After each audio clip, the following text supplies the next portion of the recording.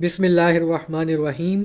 अस्सलामुअलैकुम। उम्मीद करता हूँ आप सब लोग खैरियत से होंगे। मैं बिलाल अहमद ख़ान न्याज़ी एक नई वीडियो के साथ आपकी खिदमत में एक बार फिर से हाज़िर हूँ। अपनी पिछली वीडियो में हमने कम्बिनेशन के हवाले से काफ़ी डिटेल के साथ हमने डिस्कशन की थी और मैंने आपको बताया था कि कम्बिनेशन क्या होता है, कम्बिनेशन का मैथमेटिकल फार्मूला क्या है, कम्बिनेशन की इंपॉर्टेंस क्या है, कम्बिनेशन को हम यूज़ क्यों कर रहे हैं, हम कम्बिनेशन को पढ़ क्यों रहे हैं। फिर मैंने आपको दो एग्जांपल्स सॉल्व करके दिखाई थी, एक एक स्टेप आपके सामने रखा था और बिल्कुल आपको मैंने डिटेल के साथ उसको कम्बिनेशन को अच्छी तरीके से मैंने आपको समझाया था। अपनी आज की इस वीडियो में हम कम्बिनेशन के हवाले से कुछ प्रैक्टिस क्वेश्चन सॉल्व करेंगे। सबसे पहले मैं आपको पीडीएफ हैंडआउट दिखा देता हूँ। तो ये हमारे पास कुछ 4 के करीब प्रैक्टिस क्वेश्चंस हैं, ये हम आज सॉल्व करेंगे। इस पीडीएफ हैंडआउट का अगर लिंक आपको चाहिए, इसको एक्सेस करना चाहते हैं तो इसका लिंक आपको डिस्क्रिप्शन में मिल जाएगा। यहाँ पे आपको ये बताता चलूँ कि चूँकि हम एक प्रॉपर सीक्वेंस में चल रहे हैं, तो अगर आपने मेरी पिछली वीडियोज़ नहीं देखी तो आप पहले मेरी पिछली वीडियोज़ देख लीजिए ताकि आपको आज की जो वीडियो है वो सही से समझ आ सके। अभी अपना वक्त ज़ाया किए बगैर अपने पहले क्वेश्चन की तरफ चलते हैं। तो पहला क्वेश्चन हमारे पास क्या है? पहला क्वेश्चन हमारे पास है, suppose there are 15 players in a cricket team squad. यानी कि हमारे पास एक क्रिकेट टीम है और उसका जो स्क्वाड है उसमें 15 प्लेयर्स हैं। इसको मैं हाईलाइट कर देता हूँ। Suppose there are 15 players in a cricket team squad, in how many ways can we form a cricket team consisting of 11 players from this squad. तो हमारे पास 15 प्लेयर्स का स्क्वाड है और हमने जो है वो उनमें से कोई से भी 11 को सेलेक्ट करना है या चूज़ करना है और 11 को सिलेक्ट करके हमने एक टीम बनानी है। तो इन्होंने पूछा हुआ है कि इस तरह टीम बनाने के कितने पॉसिबल वेज हो सकते हैं या इनकी सिलेक्शन के कितने पॉसिबल वेज हो सकते हैं। तो अब इस सवाल को किस तरह करेंगे, ये हमारे पास क्वेश्चन नंबर 1 है। तो जो हमने पिछली वीडियोस में क्या देखा था कि हम कम्बिनेशन को कैसे सॉल्व करते हैं, हमारे पास 2 स्टेप्स होते हैं। पहले स्टेप में हम देखते हैं कि हमारा n की वैल्यू क्या है और r की वैल्यू क्या है। तो हम पहले स्टेप में देखते हैं।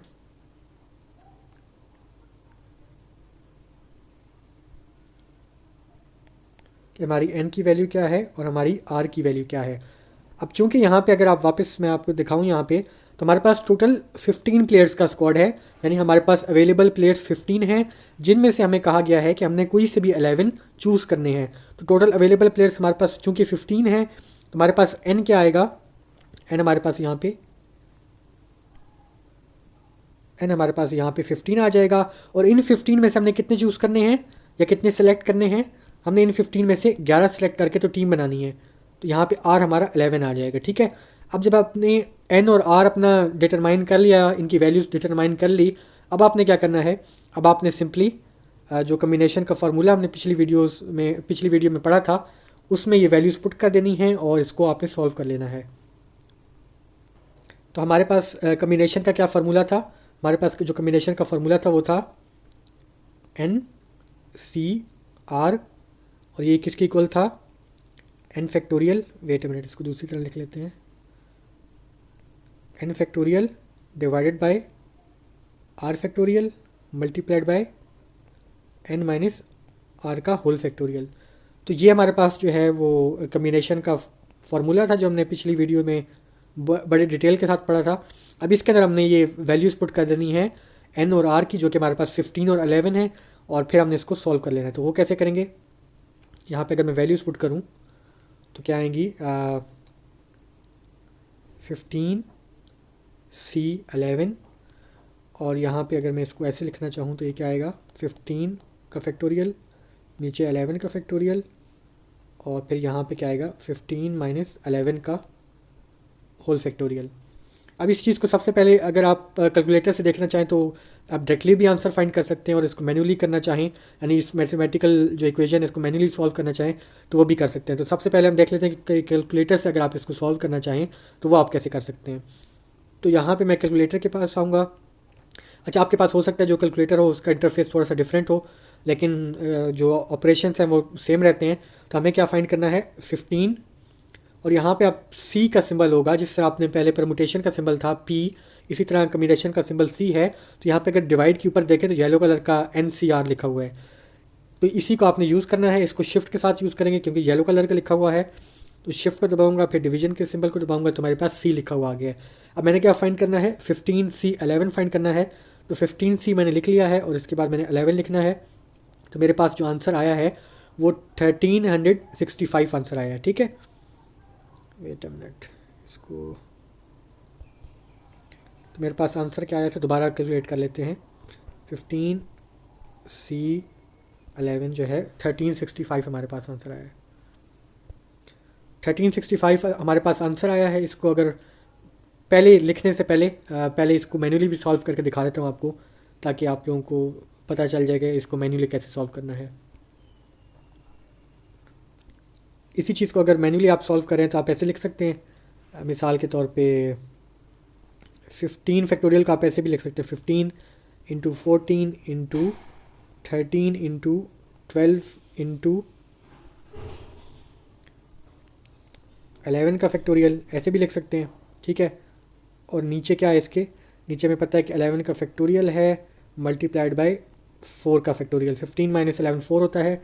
यहाँ पे हम इसको और इसको कैंसिल कर सकते हैं, और फिर जो हमारे पास जो बचता है पीछे, वो क्या चीज़ बचती है, 15 into 14 into 13 into 12 divided by 4 का फैक्टोरियल।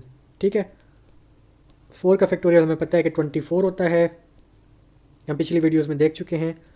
तो हम इसको ऐसे भी लिख सकते हैं, 15 into 14 into 13 into 12 divided by 24।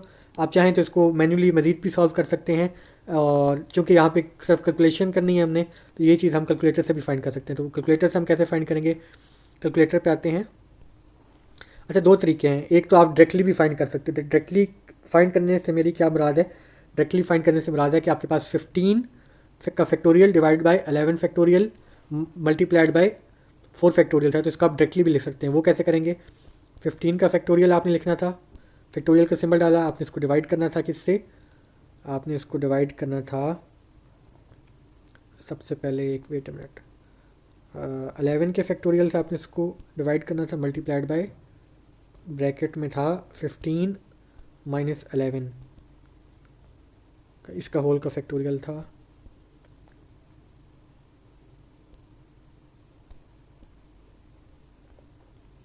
तो अगेन ये पूरी जो एक्सप्रेशन थी, ये मैं अगर आपको पीछे जाके दिखाऊं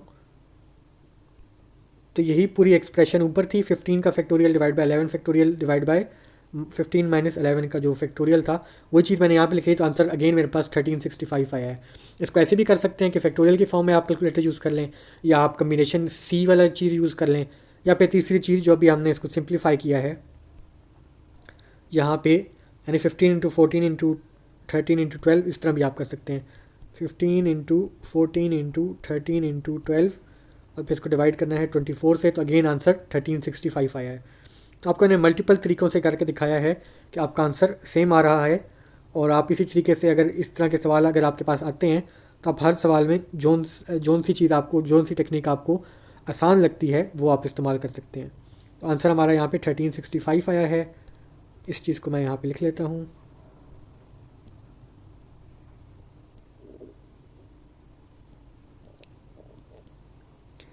अच्छा, यहाँ पे अगर आपने देखा होगा कि जो आप सी वाली जो कमांड है एप्पल कैलकुलेटर में यूज़ करते हैं, तो हो सकता है वो आपको काफ़ी आसान लगती हो कि उसमें एक ही दफ़ा में आपका आंसर आ सकता है।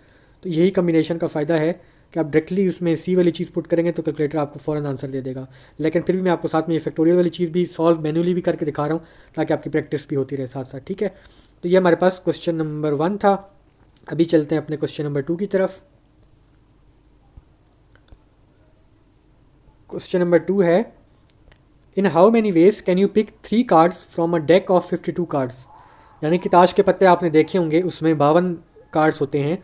तो उन्हीं कार्ड्स की बात हो रही है कि आपके पास 52 कार्ड्स हैं और आपने उनमें से कोई से भी 3 पिक करने हैं। तो इन्होंने पूछा हुआ है कि 3 कार्ड्स को पिक करने के कितने डिफरेंट वेज हैं। अगर आपके पास टोटल 52 कार्ड्स हैं और आपने इनमें से 3 कार्ड्स को चूज़ करना है, सेलेक्ट करना है या पिक करना है, तो आपके पास कितने डिफरेंट पॉसिबिलिटीज़ हो सकती हैं, कितनी डिफरेंट कम्बिनेशन बन सकते हैं।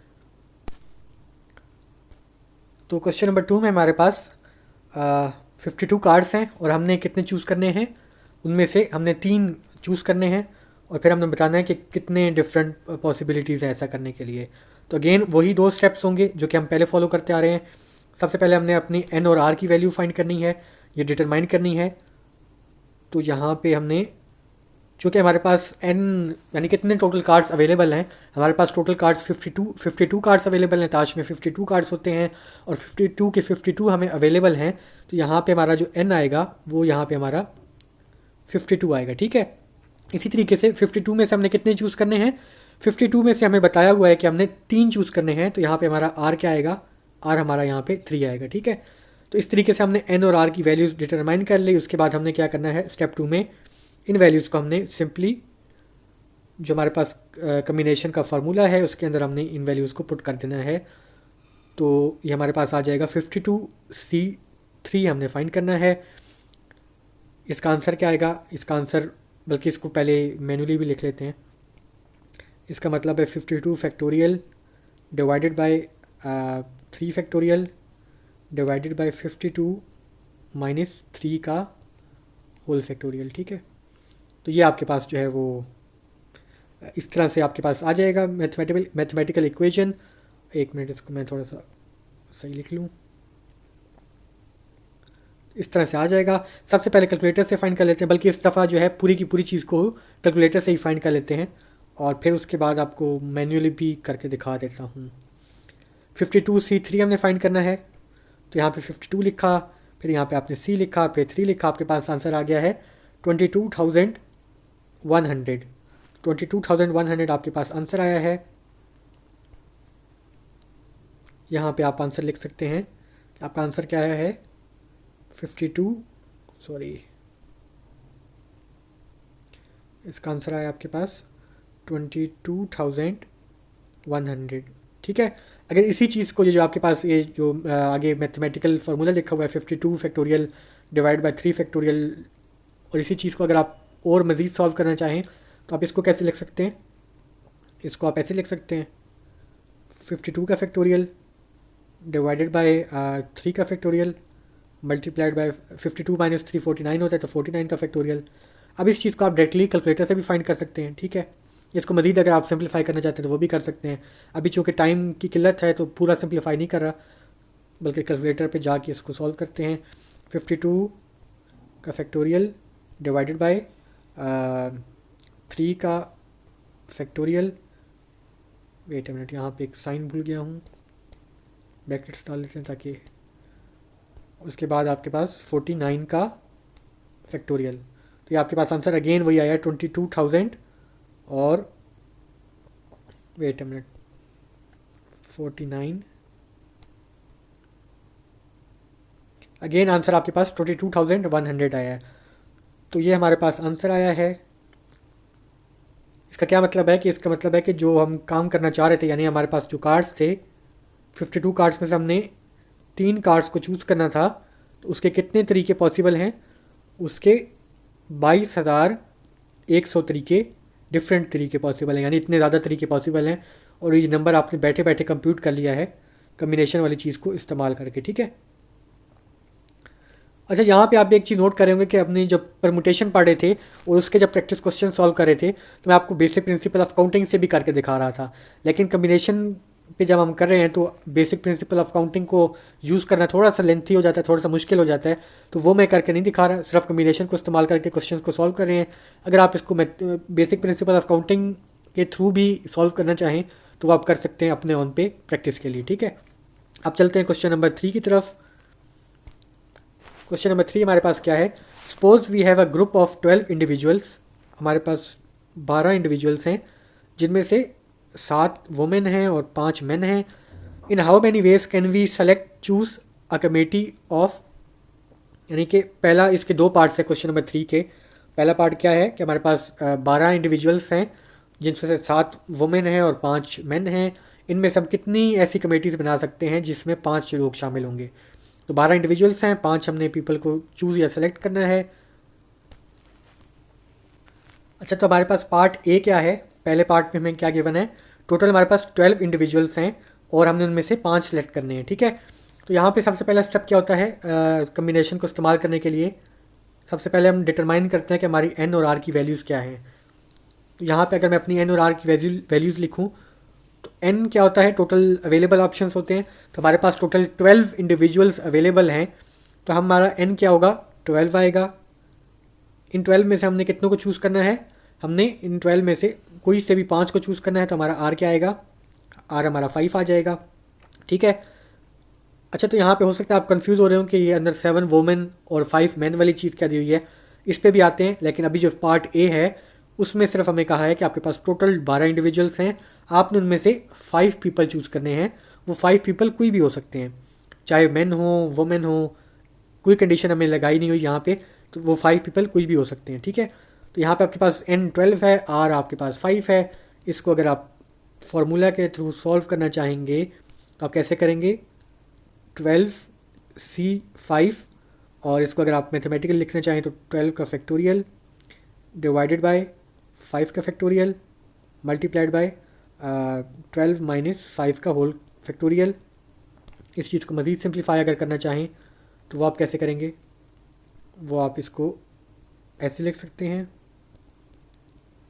ठीक है, सॉरी, 5 फैक्टोरियल इंटू 7 फैक्टोरियल। इसको आप कैलकुलेटर से भी सॉल्व कर सकते हैं, या फिर आप इस पूरा जो 12c5 है इसी चीज़ को डायरेक्टली कैलकुलेटर से सॉल्व कर लेते हैं। तो कैलकुलेटर पे चलते हैं, यहाँ पे आपको दिखाता हूँ कि 12c5 का हमारे पास आंसर 792 आ रहा है। या तो आप कम्बिनेशन वाली चीज़ को इस्तेमाल कर सकते हैं, सी वाली चीज़ को, या फिर आप फैक्टोरियल वाली चीज़ को इस्तेमाल कर सकते हैं। वो क्या थी, ऊपर आपका 12 फैक्टोरियल था, डिवाइड कर रहे थे आप इसको 5 के फैक्टोरियल से मल्टीप्लाइड बाय 7 के फैक्टोरियल से। तो आंसर आपके पास अगेन वही आ रहा है 792। ठीक है। तो ये बहुत आसान है, यानी कि सिर्फ आपने n और r की वैल्यूज़ अगर सही से आपने डिटरमाइन कर ली तो आपके लिए ये सवाल काफ़ी आसान हो जाएगा। ठीक है। तो ये हमारे पास जो है वो आंसर आ गया इसका, इस क्वेश्चन का।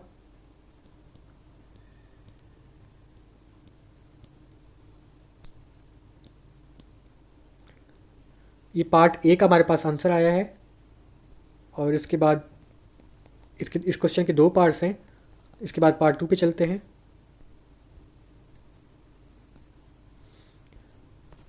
अच्छा, तो पार्ट 2 में अब देखते हैं हमें क्या गिवन है।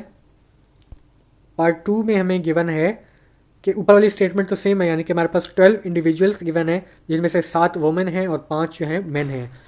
अब पार्ट बी में हमसे क्या कहा गया है कि हमने कमेटी बनानी है और 5 लोगों की ही कमेटी बनानी है। तो यहाँ तक जो हिस्सा है वो ऊपर वाली चीज़ से सिमिलर है, लेकिन आगे ब्रैकेट में उन्होंने एक कंडीशन भी लगा दी है। वो कंडीशन उन्होंने क्या लगाई है कि इस कमेटी में जो 5 बंदे हैं उनमें से 3 वुमेन होनी चाहिए और 2 मैन होने चाहिए। अब यानी कि उन्होंने कंडीशन लगा दी है कि आपने 12 इंडिविजुअल्स में से 5 ऐसी कमेटी चूज़ करनी है जिसमें 5 बंदे हों और उन 5 में से भी 3 वुमेन हों और 2 मैन हों। ठीक है। तो इस प्रॉब्लम को आप कैसे सॉल्व करेंगे, चूँकि यहाँ पे कंडीशन लग चुकी है और आपने कमेटीज़ के 2 पार्ट में डिवाइड हो चुकी है कमेटी, यानी कि एक पार्ट उसका वुमेन वाला पार्ट है और एक मैन वाला पार्ट है। तो अब इसको किस तरह सॉल्व करेंगे, तो इसको किस तरह सॉल्व करेंगे, यहाँ पे आते हैं। हमें क्या चीज़ गिवन है कि हमारे पास टोटल 12 पीपल हैं। ठीक है। और इनमें से हमारे पास 7 वुमेन हैं और 5 हमारे पास मैन हैं। ठीक है। तो ये हमें जो है ये हमारे पास अवेलेबल ऑप्शंस हैं। हमने क्या करना है, हमने कमेटी बनानी है और कमेटी में क्या है कि 5 पीपल होने चाहिए, 3 वुमेन हों और 2 उनमें मैन हों। ठीक है। तो ये अब कंडीशन लगाई गई है। अब इस प्रॉब्लम को हम कैसे सॉल्व करेंगे, इसको ऐसे करेंगे कि इसको हम 2 हिस्सों में डिवाइड, हमारी कमेटी का क्या हो गया है, 2 हिस्सों में बेसिकली डिवाइड हो चुकी है हमारी कमेटी। वो कैसे हुई है, वो ऐसे हुई है कि मिसाल के तौर पे अगर आपकी कमेटी ये थी तो एक उसमें पहले आपने वुमेंस को सिलेक्ट करना है, 3 वुमेंस को, और फिर आपने 2 मेंस को जो है वो सिलेक्ट 2 मेन को सिलेक्ट करना है। तो आपने पहले 3 वुमेन को सिलेक्ट करना है और फिर आपने 2 मेन को सिलेक्ट करना है। इस तरीके से आपको दो डिफरेंट सिलेक्शंस करनी पड़ेंगी। और वुमेन को सिलेक्ट करने के लिए आपके पास टोटल वुमेन्स कितने ऑप्शंस मौजूद हैं, वुमेन आपके पास 7 मौजूद हैं। ठीक है। तो 7 में से आपने कोई सी भी 3 वुमेन चूज़ करनी है, जबकि मैन आपके पास 5 मैन मौजूद हैं, यानी 5 मर्द मौजूद हैं तो 5 मर्दों में से आपने कोई से भी 2 मर्दों को चूज़ करना है, ठीक है। तो अब इस तरह का प्रॉब्लम कैसे आपको, इस प्रॉब्लम की शक्ल क्या होगी, इस प्रॉब्लम की शक्ल ऐसे होगी कि आपने सबसे पहले क्या करना होता है, पहले उससे उससे भी जाने से पहले आपने कुछ इस तरह से, जैसे हमने पहले भी देखते आए हैं कि हम ब्लैंक्स पुट कर देते हैं, तो यहाँ पे आपने एक ब्लैंक पुट करनी है और फिर यहाँ पे आपने दूसरी ब्लैंक पुट करनी है, सही है। पहली ब्लैंक किसके लिए है, पहली ब्लैंक जो है वो आपने जो 3 वुमेन चूज़ करनी है उसके लिए है, इसके कितने कम्बिनेशंस हो सकते हैं, और दूसरी ब्लैंक आपके लिए जो आपने मेन चूज़ करने हैं या मर्द चूज़ करने हैं उसके कितने कम्बिनेशंस हो सकते हैं, और इन दोनों को जब आप इकट्ठा करेंगे तो ये आपके पास कमेटी बन जाएगी, ठीक है। अब इसको आप कैसे सॉल्व करेंगे, तो अब आपके पास 2 पार्ट्स हैं, पहले आपने एक आपका ये वाला हिस्सा है, एक आपका ये वाला हिस्सा है, और फिर इन दोनों का आपने मल्टीप्लाई करना है, ठीक है। तो पहले हिस्से को आप अगर देखें तो उसमें आपका एन और आर क्या होगा, यानी पहले अगर आप फीमेल्स के लिए सिर्फ देखें तो यहाँ पे अगर मैं लिखूँ फॉर फीमेल्स, फीमेल्स के लिए आपका एन और आर क्या होगा, एन टोटल कितनी फीमेल्स अवेलेबल है कमेटी ग्रुप के अंदर जो आपके पास अवेलेबल है उसके अंदर आपकी 7 फीमेल्स हैं, और आपने कितनी सिलेक्ट करनी है कमेटी के अंदर, इन 7 में से आपने कोई सी भी 3 सिलेक्ट करनी है तो आर आपका 3 आ जाएगा। इसी तरीके से मेल्स के लिए भी आप एन और आर यहाँ पे डिटरमाइन करेंगे, तो वो कैसे करेंगे, फॉर मेल्स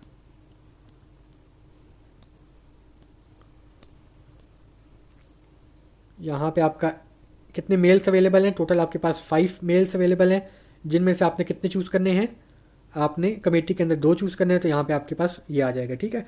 अब आपके पास 2 डिफरेंट वो आ चुके हैं, 2 डिफरेंट एन और आर आ चुके हैं, और आपको पता है कि आपकी जो कमेटी बननी है उसके 2 पार्ट होंगे, ठीक है, और उनको आपने क्या करना है, मल्टीप्लाई करना है। आपकी कमेटी 2 पार्ट्स पे मुश्तमिल होगी, एक पार्ट आपका वुमेन के लिए होगा, एक पार्ट आपका मेन के लिए होगा। इसको आप कैसे सॉल्व करेंगे, इसको आप ऐसे सॉल्व करेंगे कि वुमेन को चूज़ करने के कितने आपके पास ऑप्शंस मौजूद हैं, वेट अ मिनट, वुमेन को चूज़ करने के लिए आपके पास टोटल 7 वुमेन्स अवेलेबल हैं, 7 औरतें अवेलेबल हैं, इनमें से आपने 3 औरतों को चूज़ करना है।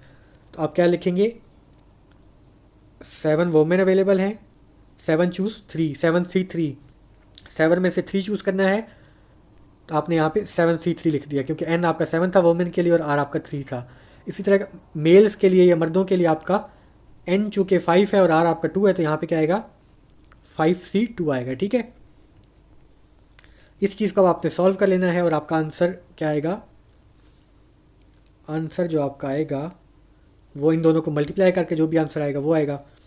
तो वो आपका क्या आएगा, यहाँ पे आप जब इनको मल्टीप्लाई करेंगे 7C3 और इनको बेसिकली अब आपने 5C2 को मल्टीप्लाई कर देना है, और इसको जब आपने मल्टीप्लाई करना है तो इनके आंसर क्या आएंगे, सबसे पहले कैलकुलेटर पे चलते हैं। तो सबसे पहले आपके पास था 7C3 था, और फिर आपने मल्टीप्लाई करना है 5C2 के साथ, तो आपके पास आंसर क्या आ रहा है, आपके पास जो आंसर आ रहा है वो 350 आ रहा है। तो इसका आप डायरेक्टली कर सकते हैं या आप मैनुअली करना चाहें तो आप, आई होप कि इतनी प्रैक्टिस हो गई होगी कि आप इसको मैनुअली भी सॉल्व कर सकते हैं। तो यहाँ पे आपका आंसर 350 आएगा, ठीक है। और अगर आप बिल फर्ज इसको मैनुअली सॉल्व करना भी चाह रहे हैं तो आप कैसे कर सकते हैं कि आपके पास 2 कम्बिनेशंस आ चुके हैं, तो आपने घबराना नहीं है। 7 फैक्टोरियल डिवाइडेड बाय 3 फैक्टोरियल, और 7 माइनस 3 4 होता है, तो यहाँ पे 4 फैक्टोरियल आ जाएगा, multiplied by 5 factorial divide by 2 factorial, और 5 माइनस 2 3 होता है, तो यहाँ पे 3 फैक्टोरियल आ जाएगा, ठीक है। ये हम काफ़ी डिटेल के साथ स्टडी कर चुके हैं, तो इस तरीके से आप मैनुअली भी करना चाहें तो कर सकते हैं, लेकिन आंसर हमारा चूँकि 350 आ चुका है, कैलकुलेटर से हमने डायरेक्टली फाइंड कर लिया है, तो यही जो हमने फाइंड करना था वो हमें मिल चुका है। आंसर हमारा 350 आया है पार्ट बी के लिए। इस तरीके से क्वेश्चन नंबर 3 के हमारे पास 2 पार्ट्स थे, और पार्ट ए हमने ऊपर सॉल्व किया था और पार्ट बी हमने यहाँ पे सॉल्व किया है। तो क्वेश्चन नंबर 3 जो है वो हमारा कंप्लीट हो गया है। अब चलते हैं अपने अगले क्वेश्चन की तरफ, क्वेश्चन नंबर 4 की तरफ। अच्छा, ऊपर वाले से मिलता जुलता है क्वेश्चन नंबर 4 भी। क्वेश्चन नंबर 4 में क्या कहा गया है, suppose we have 20 students, 20 students हैं जिनमें से 8 पाकिस्तानी हैं, 7 इंडियंस हैं और 5 जो हैं वो चाइनीज़ हैं। ठीक है, 20 स्टूडेंट्स हैं और उनमें जो 20 स्टूडेंट्स हैं उनके अंदर 3 नेशनैलिटीज़ के स्टूडेंट हैं, 8 पाकिस्तानीज़ हैं, 7 इंडियंस हैं और 5 चाइनीज़ हैं। ठीक है, अब इन्होंने पूछा हुआ है in how many ways can we select और choose a committee of. Part A में हमने सिर्फ 6 इंडिविजुअल्स की कमेटी फाइंड करनी है और कोई कंडीशन अप्लाई नहीं हुई बताई हुई हमें कि अपने कोई कंडीशन हमें अप्लाई करके नहीं बताई हुई। और पार्ट बी में हमने भी 6 मेंबर्स की हमने कमेटी बनानी है और साथ में हमें कंडीशन बताई हुई है कि 6 में से 3 पाकिस्तानी होने चाहिए, 2 इंडियंस होने चाहिए और 1 चाइनीज़ होने चाहिए। ठीक है, अब इस प्रॉब्लम को कैसे सॉल्व करेंगे तो आइए देखते हैं।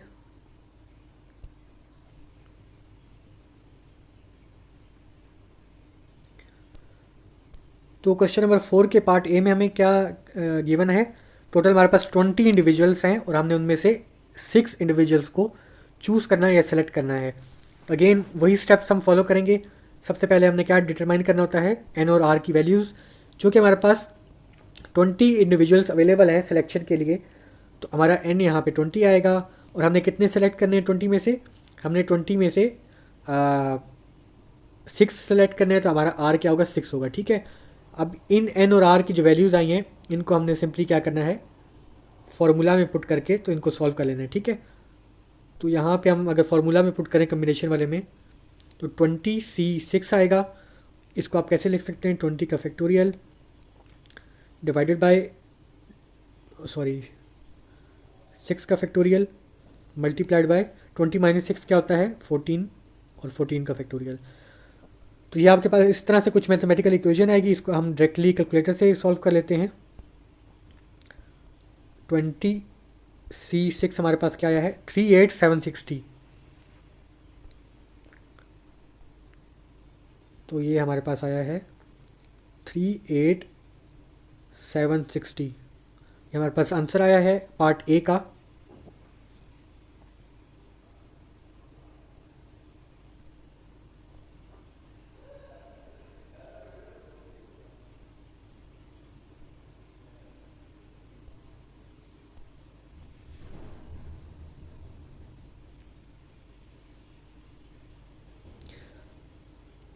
तो ये हमारा पार्ट ए का आंसर आ गया है 38760 यानी 38,760। अब पार्ट 2 की तरफ चलते हैं और उससे पहले मैं यहाँ पे हेडिंग दे लूँ।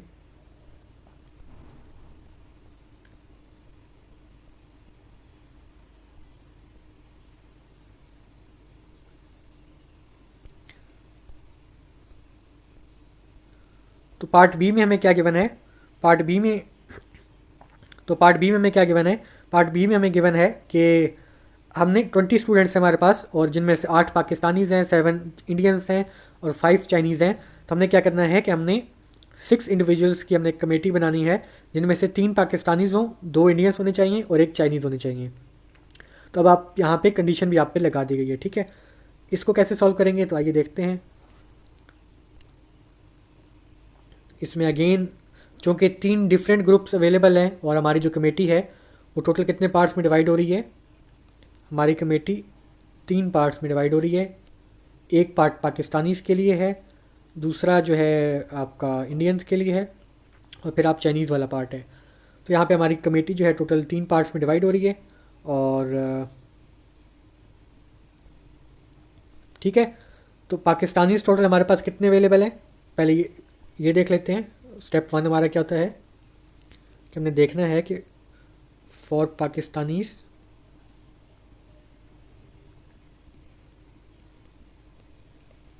हमारे पास एन क्या है और आर क्या है। तो एन हमारे पास टोटल कितने पाकिस्तानी अवेलेबल हैं, एन हमारे पास 8 पाकिस्तानी अवेलेबल हैं और हमने कितने सेलेक्ट करने हैं, हमने 3 सेलेक्ट करने हैं। तो यहाँ पे आर हमारा 3 आ जाएगा। सिमिलरली इंडियंस, यहाँ पे अगर मैं इंडिया के लिए, हमारे पास इंडियंस के लिए कितने, क्या एन और क्या आर आएगा, एन हमारा यहाँ पे आ जाएगा, इंडियंस चूँकि 7 है तो एन हमारा यहाँ पे टोटल 7 आएगा। और फिर आर चूँकि हमने कितने चूज़ करने हैं, 2 इंडियंस को चूज़ करना है तो यहाँ पे हमारे पास आर जो है वो 2 आ जाएगा। सिमिलरली फॉर चाइनीज़ हमारे पास कितने हैं टोटल? टोटल चाइनीज़ हमारे पास 5 चाइनीज़ हैं, और कितने सिलेक्ट करने हैं हमने कमेटी में? एक ही चाइनीज़ को हमें सेलेक्ट करना है, तो आर हमारे पास 1 आ जाएगा। अच्छा, तो अब कमेटी जो है वो कैसी है? 3 डिफरेंट पार्ट्स पे मुश्तमिल है, पाकिस्तानीज़, चाइनीज़ और सॉरी पाकिस्तानी, इंडियन और चाइनीज़।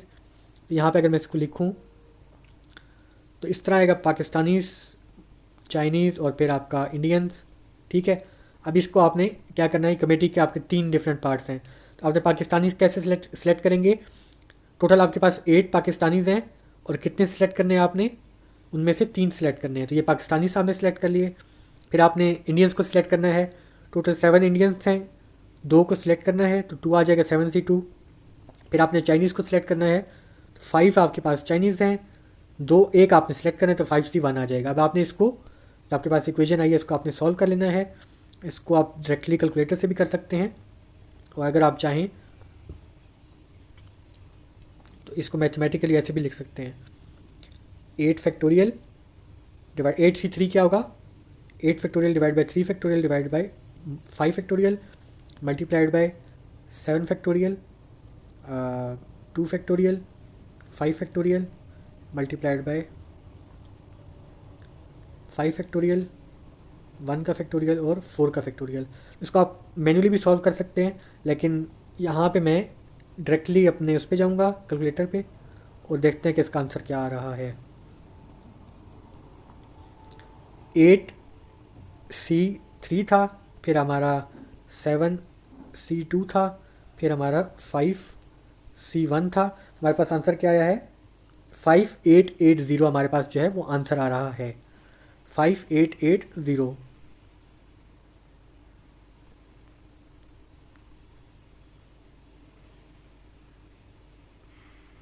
तो ये हमारे पास 5880 जो है हमारे पास आंसर आ रहा है। यानी कि इतनी डिफरेंट कमेटीज़ पॉसिबल हैं जो कि हमें कंडीशन दी गई थी उसके मुताबिक।